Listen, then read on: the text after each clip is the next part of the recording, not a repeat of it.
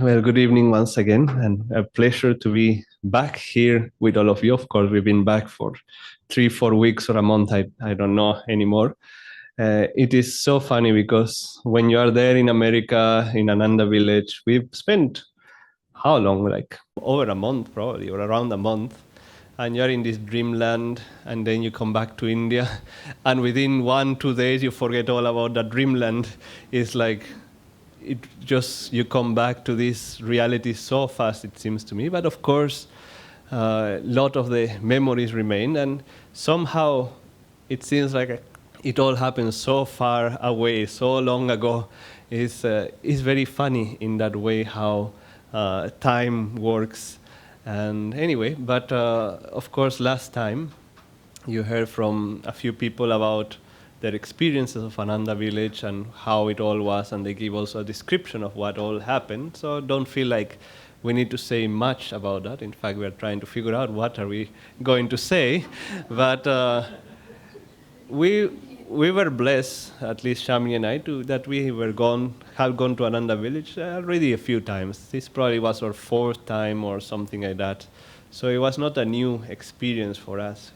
But it's very interesting because every time, we think we are doing well here. We think maybe you don't think you're doing well, I don't know. But we think we are on the right path, we are doing well, and we are. But somehow, it always is the same thing. When I get there, suddenly I finally find that my spine straightened up. I said, whoa, what was I doing all this time? Was my spine not straight already? But somehow just that vibration and just meeting the first people who live there. And again, it can be people who, as they all said, people who don't have any outward role, that they just live there and do humbly their seva or whatever it may be. You may not even know who they are, you all, because you have never seen them on camera.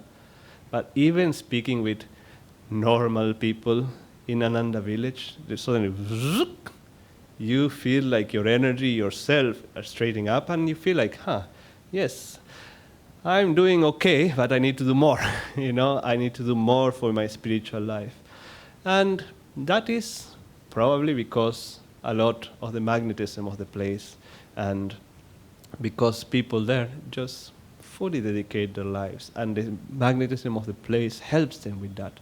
Now I'll talk a little bit about that in a moment.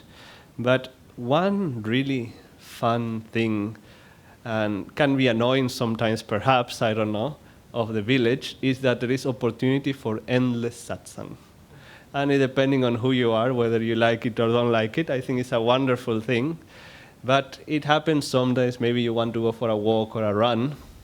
You go out of the house, maybe 200 meters, you stop for half an hour, and then it's already time to go back home, so you go back home. Because you found a friend or you found someone you hadn't seen for a while, and you just start talking. Talking satsang for like half an hour. And we discovered the trick. They say if you want to go for exercise, put headphones on, because then people will not stop you and talk to you. But it's a wonderful, really wonderful feeling. There is a devotee there that calls, in Ananda Village, you can have dumpster satsang even. Because when people go to drop the trash in the dumpster, they meet friends. And it doesn't matter where you are, you just start talking, you start having satsang again. And it's not satsang like, sharing the teachings necessarily, this happened and that happened, and master said so, and whatever else. It's just heart-to-heart connections. And it is so easy over there to have heart-to-heart connections with everybody. Because, of course, they are devotees and they are open. And of course, if you are from India, even then they want to hear from you, because for many of them it seems like a very foreign reality. But I find that very, very touching. And it really shows why Master wanted these communities to happen. Why was it such an important thing that Swamiji would say he will speak about communities in almost every satsang that he gave towards the end of his life. And you start to experience why he said that. Now, we are very fortunate here in India that we have city centers like this, that we all can come together, sharing that magnetism. But most likely, within a few hours, within a few days perhaps, you feel maybe that magnetism is depleted to some degree, and you need to recharge yourself again. And over there, of course, that constant awareness, that constant magnetism is there for us to keep ourselves. And you start to understand also, why did Master say, we keep saying this same thing over and over again. You've heard us saying it a million times. Environment is stronger than willpower. And we like to throw it out there, and we say it all the time, and we know it to some degree. But I feel when you are there, you can feel it truly. Why I say that? Okay, so we come here, yes, there is a wonderful environment, but it is first of all, this place has not been here for 50-some years, and people have meditated here for so long, and the presence of Swami Kriyananda. We are doing our best here, and we are all making this place very heavenly. But that place has been for, over 50 years. And here, even though there is a nice bubble, we all know that what happens downstairs. Very often we are having a kirtan here, and they are having their own kirtan. You could say that. Although I don't think we can call that a kirtan. We can hear dum, dum, dum, dum, dum, dum, dum. And it affects us to some degree. Even if we start laughing inwardly because of the duality or whatever it may be, it affects us. And of course, the thoughts of everybody around us affects us, and the cars behind, and Sunday, how the market, whatever it is, this side starts, and people are eating and laughing and having a good time. It all affects us. But over there, it's really isolated, and you start to see,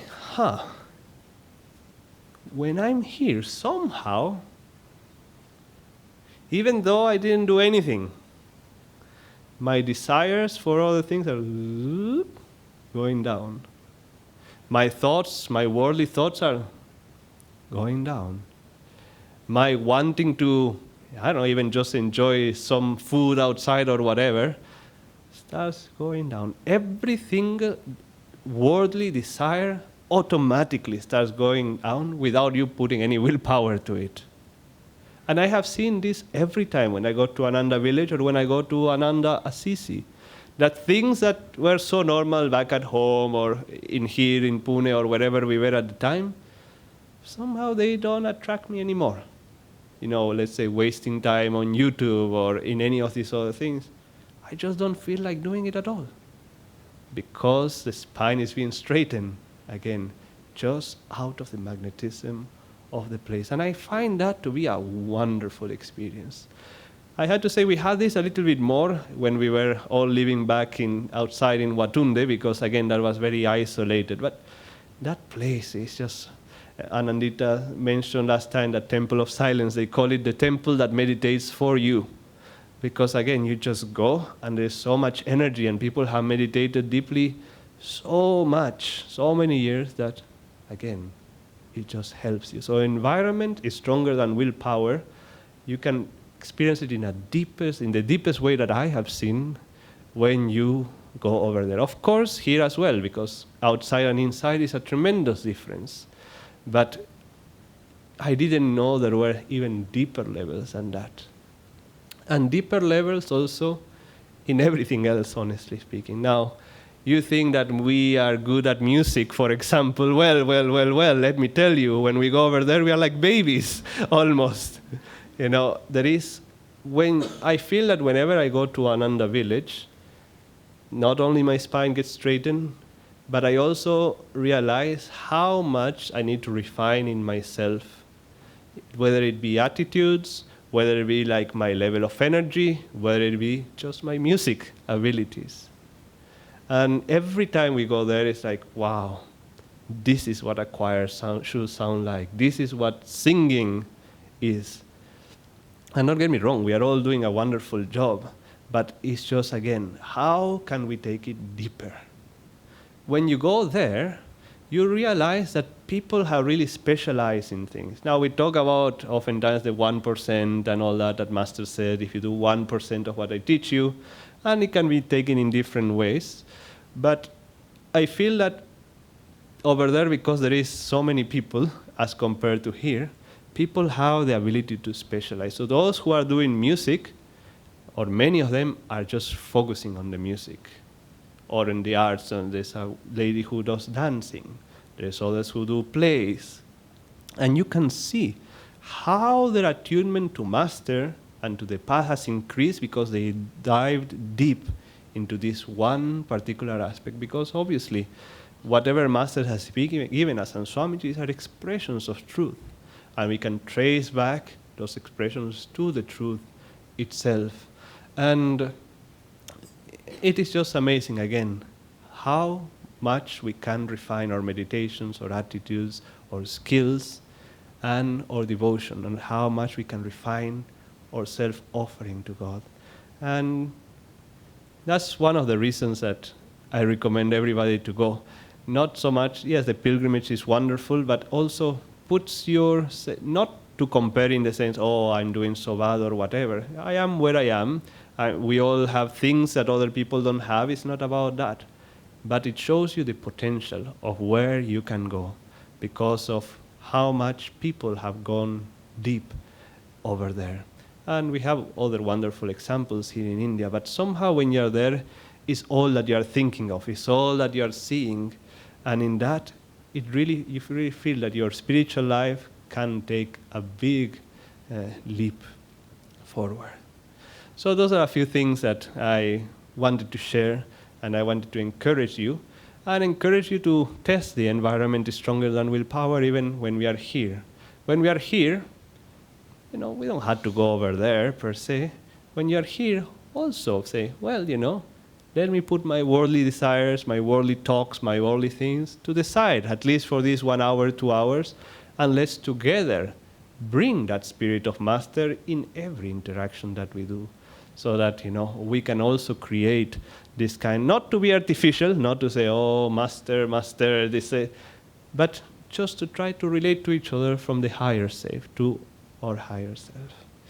Now with that, we wanted to do a couple of songs together because I was supposed to mention about the arts as well. You heard a lot about the choir, the kirtan, the play. The interesting thing about the centennial is that what people most remember is the arts. People forget about the talks mostly. They may remember 1 or 2 things here or the overall feeling, but everybody remembers the events. We had a kirtan, we had a concert, we had a play with more kirtan, we had a closing ceremony, we had different dances that happened. That was always the highlight for everybody. And I think that's what people are going to remember the most going forward. And so we thought we will also sing a few songs together so that we get a little feeling of that. So whoever knows Walk Like a Man, or brothers, what should we do? Walk Like a Man is easier maybe. And Life is a Dream. You all know this, so whoever knows them, well, come forward, and then the rest can sing from your place.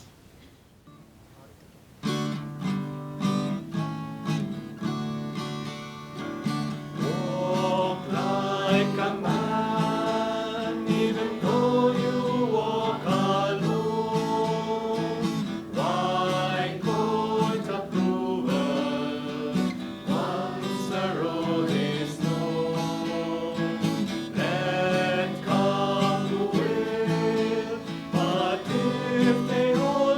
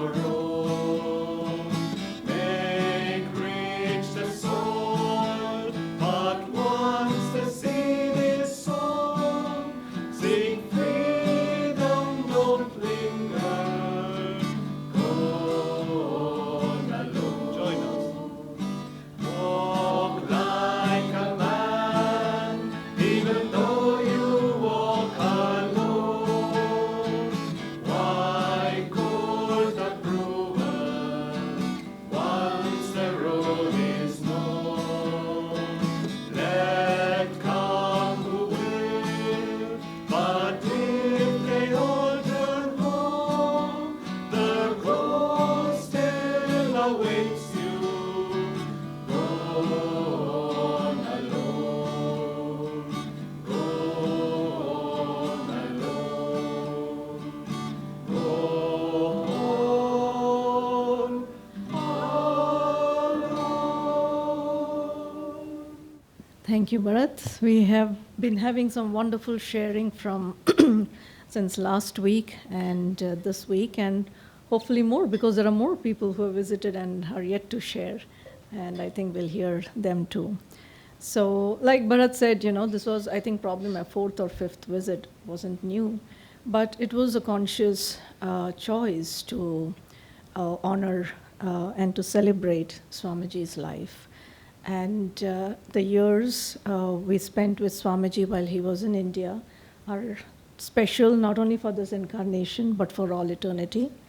And his discipleship, his leadership, and his complete willingness to listen to his Guru's command, no matter what it asked of him, is just so inspiring.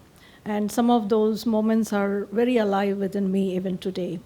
And so this visit is also to honor the teachings of the Guru through Swamiji.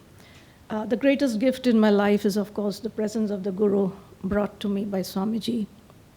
Master would often exhort members of the congregation to visit people, visit family in different centers. And so it is a conscious cultivation that we too should practice with our spiritual family, just like with our earthly family. We nourish and nurture those bonds.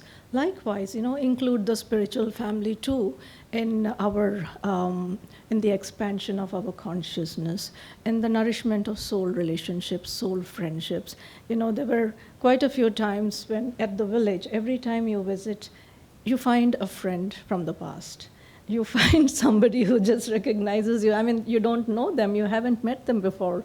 I remember in this visit, I was just sitting after a long day. I just went back to the expanding light and I was looking for some food. And I was just sitting there in the dining area. And, one of the sevaks, they just passed by. And she looked at me and then she asked me, "Do you need some food?" I said, "Yeah." And she went into went into the kitchen and, brought the meal of the day. And she just said, "I saw you sitting there and I felt I know you." And I said, "I feel the same too." And we had a wonderful conversation. She was from Canada, very energetic, a wonderful person. But, to say, it's the deepening of relationships, friendships from the past. Ananda Village is one of the happiest places on earth. Not because problems don't exist, but because through a lifetime of living, practicing the teachings, devotees learn to see spiritual opportunities.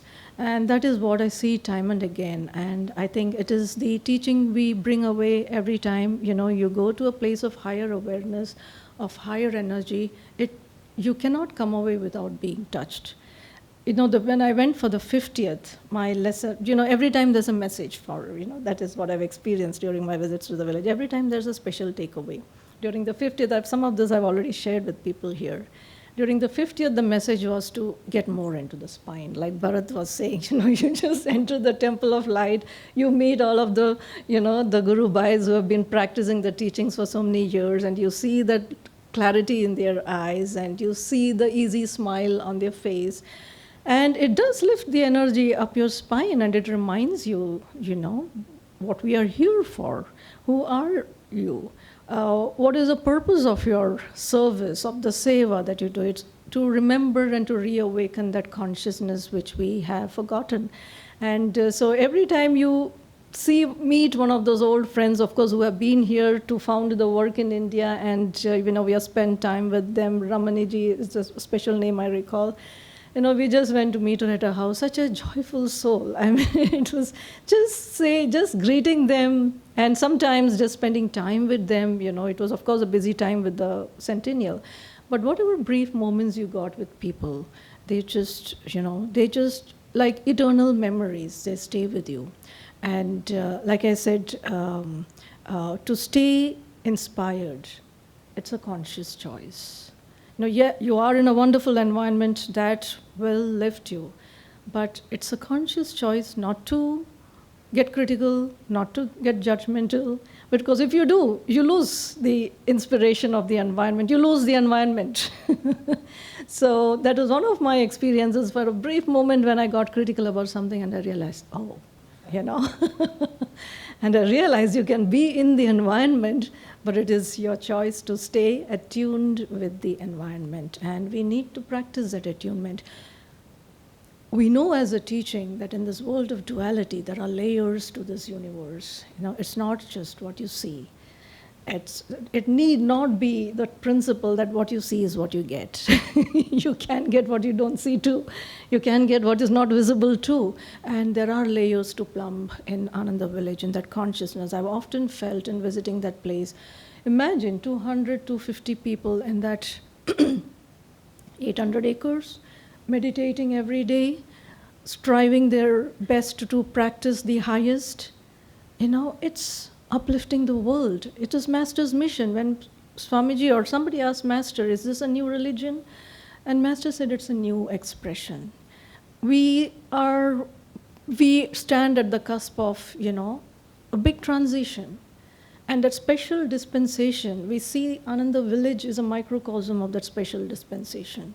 And the special dispensation is like that field, it's like that seed which is flowering in so many ways in that place. I remember once just walking through the roads of the village, you could just feel there is so much in the consciousness out there.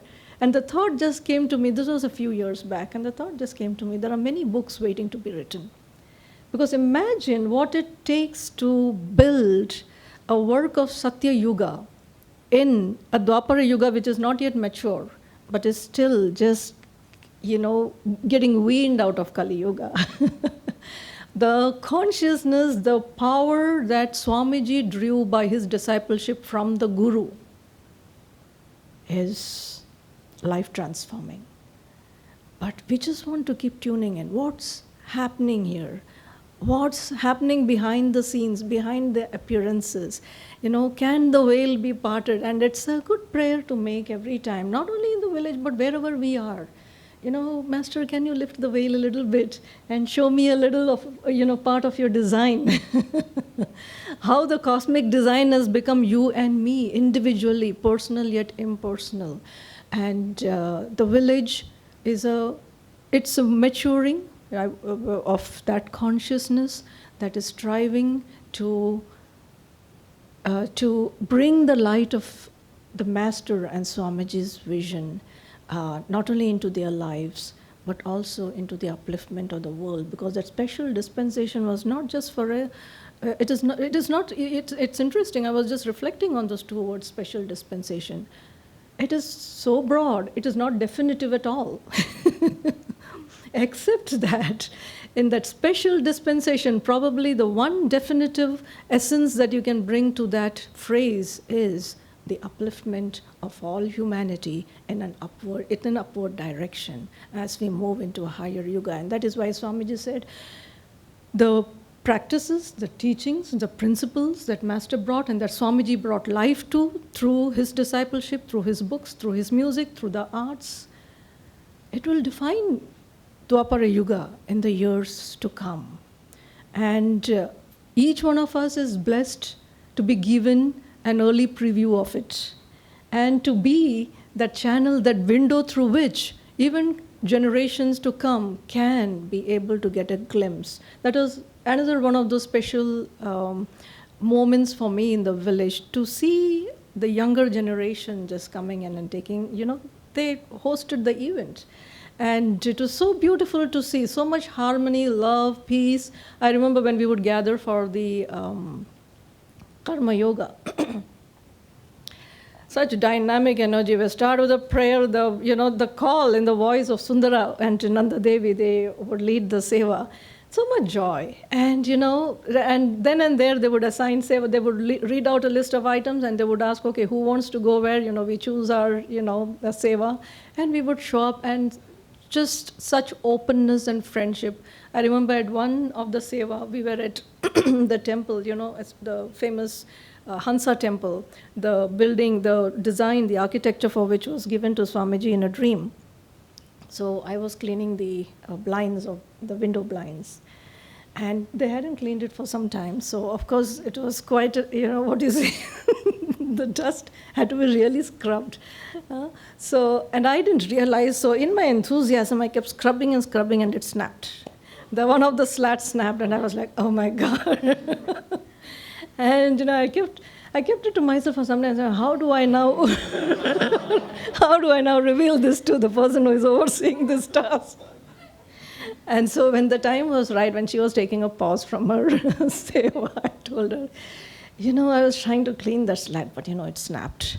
What can we do? Can we fix it? I said, don't worry. We'll replace it. And just like that, and so in every, I think 5-6 days, we were part of the karma yoga. Not a moment when your energy went down. Because you were just in that bubble when people were supporting you. I remember, no matter how busy people were as a group in that seva, somebody would always come to say, how are you doing? Are you doing okay? Would you like some water? It's just so much sweetness. And, those are the things we carry with us, because that is our soul nature. And that's the light we are trying to shine. I hope, and now I want to share about my stay with Jayaji during this time. Jayaji keeps an open door policy. It is very kind of him. So it gets dry very quickly. This is the last, so we'll be in time. No. So it's a very deep, special blessing. Of course, that's another beautiful thing in the village. Many saints walk in the garb of ordinary people. And it's just so simple, but so full of joy. And like I said, he keeps an open door policy. After me, I remember Amit writing a mail asking, do you think, I can stay with Jayaji? I said, why not, just write a mail to Jayaji and he'll be happy to have you. And I guess Amit wrote that mail and, Jayaji, and he never locks the door. Wherever he goes, he would say, I don't lock the door. Just, it has a mosquito netting that, just closes automatically when you leave the house, and that's it. Whether night or day, he never locks or closes the door. It's always open. So like Amit was sharing in the last satsang, every morning and every evening we would go for meditation together, and tremendous energy, just being around him. I would, sometimes just leave the house early just to give him his space. And but we would visit Sadhana ji often. I remember one moment with Sadhana ji, and we were trying to kind of, Bharat and Shamini were also there in that visit, and we were singing and trying to bring up her spirits, and and I remember at one point she even began to sing to whatever degree she can in a very light voice, whatever she could remember. And then I was clapping along and just trying to I was sitting right in front of her, so I was clapping along and trying to raise the energy. And first she was not smiling, then she starts smiling, and then probably I think I went overboard. And then she was like, I'm like, I've gone too far in trying to raise the energy here. But, just that calm, the soul observer, you could see in her form, that you could see that it was not just the form there, that there was a deep look from those eyes, from that consciousness that was being shared with you. Just being around her was a deep blessing. And it is wonderful that we got to meet with Sadhana ji before her passing. It was, I feel, a special gift of the Gurus. As we know, they were founding members. Sadhana ji was a founding member. And there's another moment that took me back in time. I'll close with this. This was when I was very new on the path. And I was singing one of those old chants that is very popular. And so we were setting up the altar table for a class, and I was kind of humming it quite, a little loudly. And Sadhana ji said, well, that's not our chant. I said, Sadhana ji, but this is a spiritual chant. I said, that's not our chant. Very calmly. And it took me a few years to understand what she was trying to communicate. Attunement. Now, there are many beautiful things, but why are we chanting? Why are we singing? There is not for enjoying something, it's not for entertaining alone, it's part of it. But at the heart, we need to keep our eyes on the goal. It is for attunement. And I realized that a few years later, and because when she first told me, I did not take very kindly to it inwardly. And I was like inwardly reveling, this is, a good chant, and, without saying it outwardly. But, but later on, in that calm, gentle way, she was conveying an attunement through that guidance, through that instruction. And in the many moments that we have had celebrating birthdays together, days and lunches and, gatherings together, she was always that calm presence, guiding you when you needed it the most, but without imposing herself. So, and the Astral Ascension ceremony, if you haven't seen it, friends, I would highly recommend. It was so joyful, so beautiful, and it was so wonderful to see Jayaji and his daughter, Shama. They were so joyful and uplifted. We are not used to seeing this, when, there are, our family members who pass on. But to see that higher, elevated relationship between souls, and you realize that the definition of this relationship is joy, no matter what, that we take form, we leave form behind, but the friendship continues. That bond, that relationship continues. And Ananda Village is that laboratory. On the one hand, Swamiji said, I don't even care so much about Ananda. He said, what I love to see is the love of God in your eyes. And that is the purpose of Ananda. That is the reason why we all come together. That is the reason why family is important. It is the way we evolve on the path, because progress on the spiritual path is going beyond the self, going beyond one's individual consciousness to embrace the larger consciousness.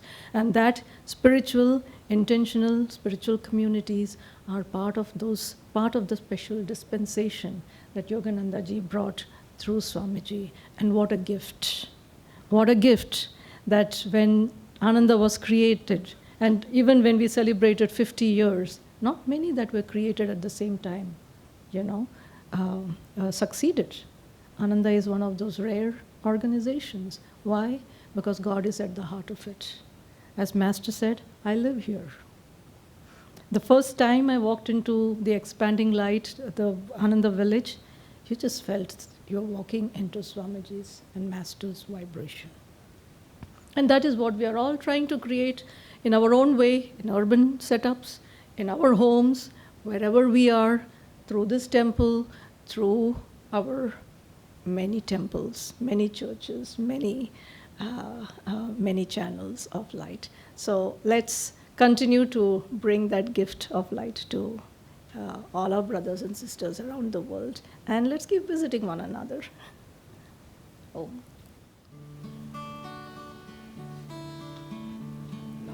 Life is a dream, time like a stream, carries our burdens away. Never despair, joys everywhere, love can befriend you today.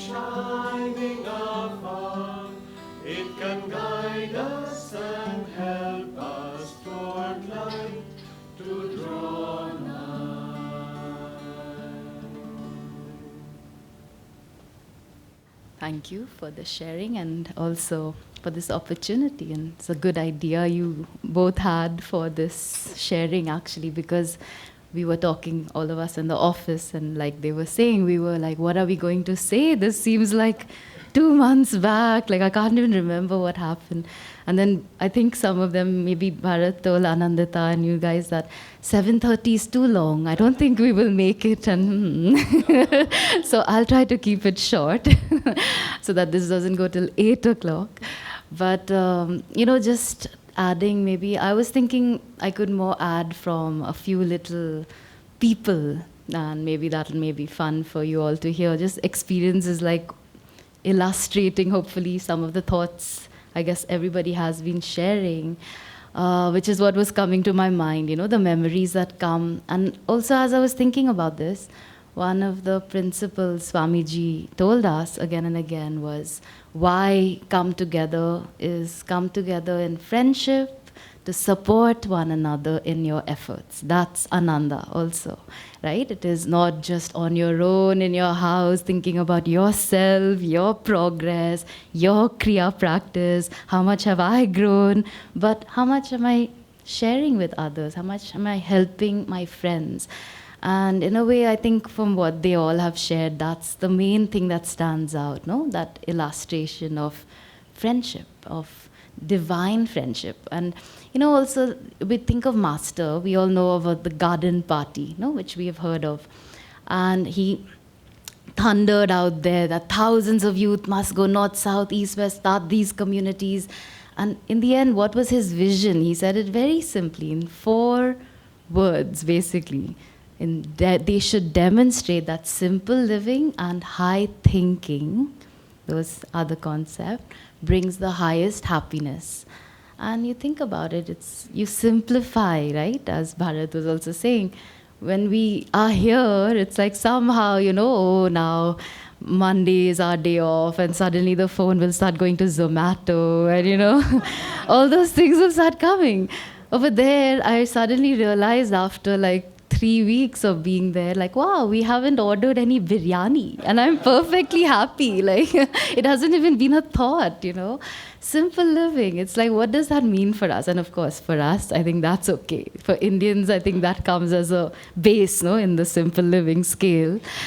Our food is our everything. But, there are certain things we can simplify probably in our lives. And we can take illustrations from what everyone's been sharing and let's put it here, right? In whatever expression Master has given us. Reach out to one another. Think out. Look out for each other. Are you okay? Do you need something? Do you need a snack? This is so much sweetness rather than you're just there alone looking for a snack. It's like people are looking out for you, and it's a lovely way to live. So speaking of snacks, I guess I'll start with Jayaji. So we took him up on his open door policy, and I think all the Indians were there quite often. I think everybody had brought, you had those pre-packaged, what was the thing that Jayaji loves that he got? Premixed dal makhni, is it? That upma, that's the one. So somehow he's got this reputation that Jayaji loves upma. So everybody brought upma. So there's this whole shelf of upma packets there. Now all of us Indians are suddenly like, oh, let's go to Jayaji's house and make Indian food. And we're opening those upma and those dal makhnis, which we had brought for him. And we are using it yeah, Jayaji, we'll eat dal makhni tonight. Finishing his supply. And at some point, there was this evening we decided to do one of these. And, there's a chaos in the kitchen. You can imagine, knowing just Bhavani and me, those of you who know our cooking skills are quite basic. Luckily, we had some people to save us, but it started getting a little loud. There was also Katyayani, and so there was a lot of enthusiasm in the kitchen. And Jayaji was just sitting there quietly on his laptop, and we had all these onions and all these things flying, the potatoes, and everything was cooking. All the 4 burners were on. And then at some point, Jayaji, she had to ask him, where are the, I don't know, whatever kept. And Jayaji's like, it's all over there, wow, this is starting to feel like Pune again, like this kitchen.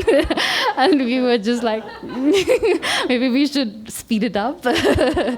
But he was just so happy. He's like, come anytime, and this is your home. And, we really did take him up on. And then in the midst of all that, he just will share a very beautiful heart-to-heart satsang over dinner, no? And that's how it is with all friends. So anyone invites you for dinner, for lunch, for tea, but you end up having like a real exchange, as it is here also, I hope, if any of you visit each other. It's not just sort of, no, with Guru Bhais, it's so different.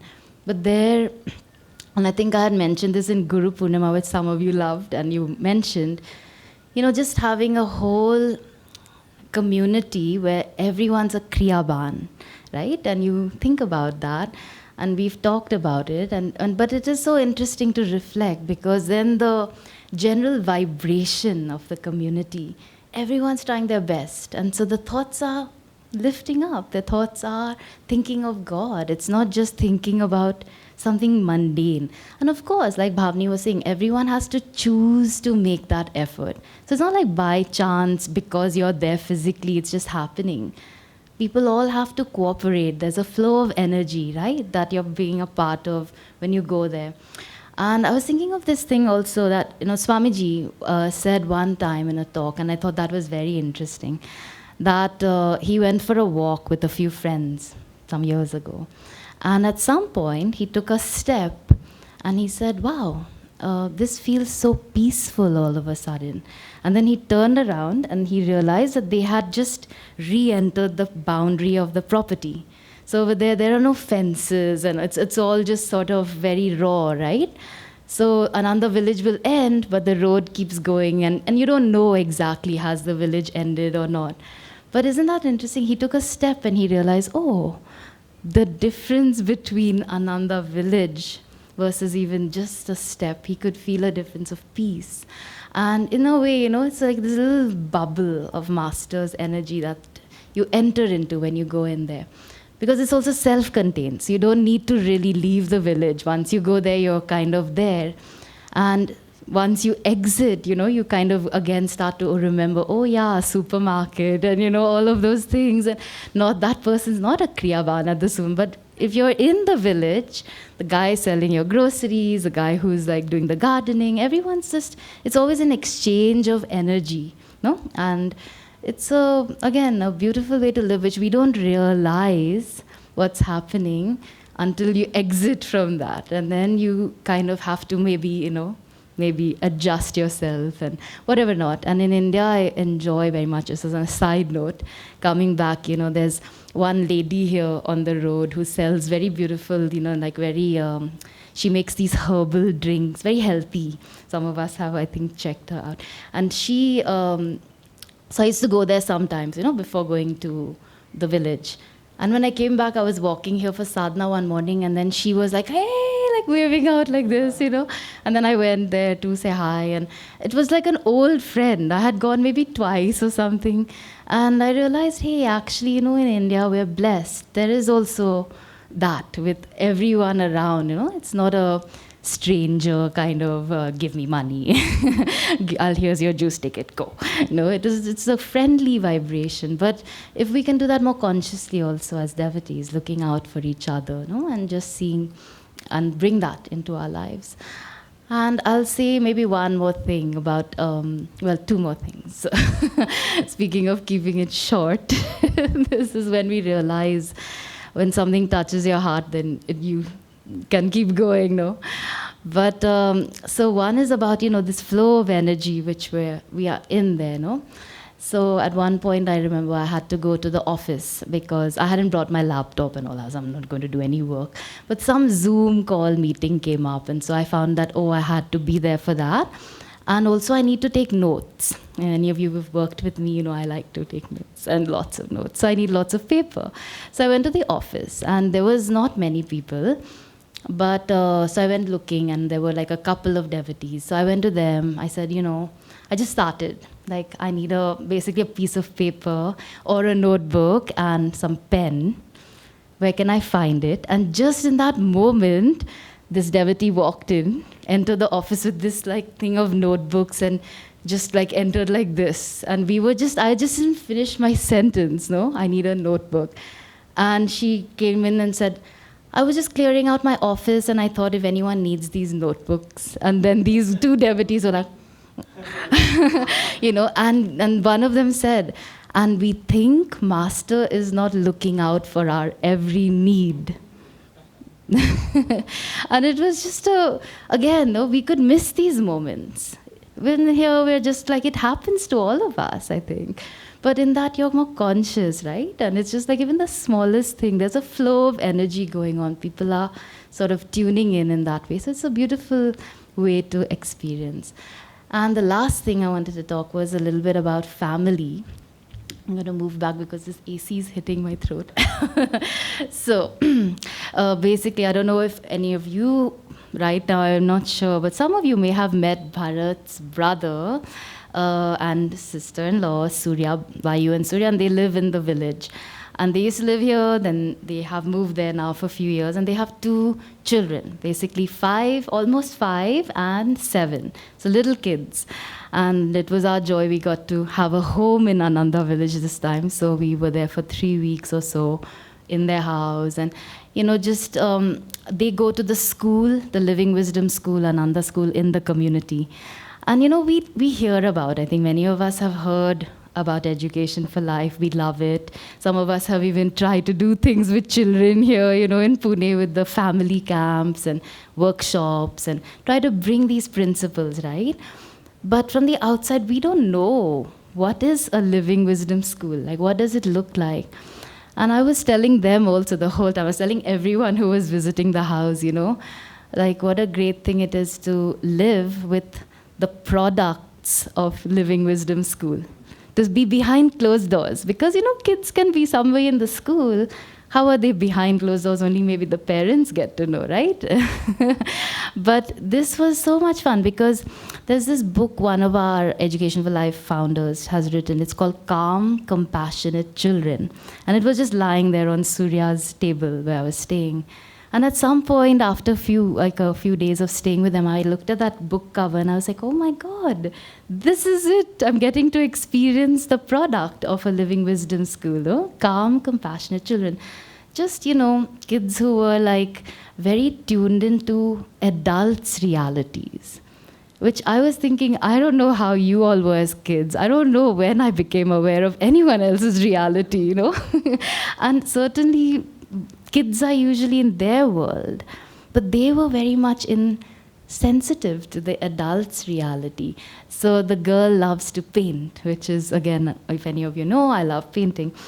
And so I would wake up in the morning and there would be coffee, and so I would go, straight for my cup of coffee first to like wake up the brain, and then she would be watching, and then I would be sipping my coffee, and then she would come slowly, and just feeling the energy. And then she would just say, well, once you finished your coffee, would you like to paint? So considerate, not come paint with me now, whatever, not push it, just checking the energy. And the boy, I had this wonderful moment, we were all having, there was a whole full house, because in Ananda Village, that was one more thing. Everyone opened their houses, no? There were how many, 700 people or more of all of us showed up from everywhere. They all opened their houses, put whatever mattresses on the floor. It was like an Indian, actually, that part felt very for us oh, this is normal.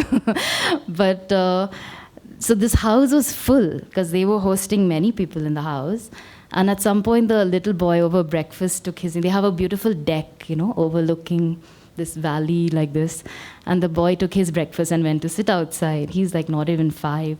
And so I said, oh, that looks peaceful. So I took my bowl, also wanting to be alone a little bit. And just sitting next to him, we were just in silence. We were talking a little bit here or there. I was finding myself wanting to tune into his world, And he was so content, just peaceful in himself and just happy to be silent, not on the phone, not needing any, just at peace, which again, I thought that's also something of that environment, right? That kids are getting to grow up in that, surrounded by this music that we're singing. They listen to the chants. They have awareness of their own energy at a young age. So for next life, all of us, start signing up for that Living Wisdom School, Ananda Village.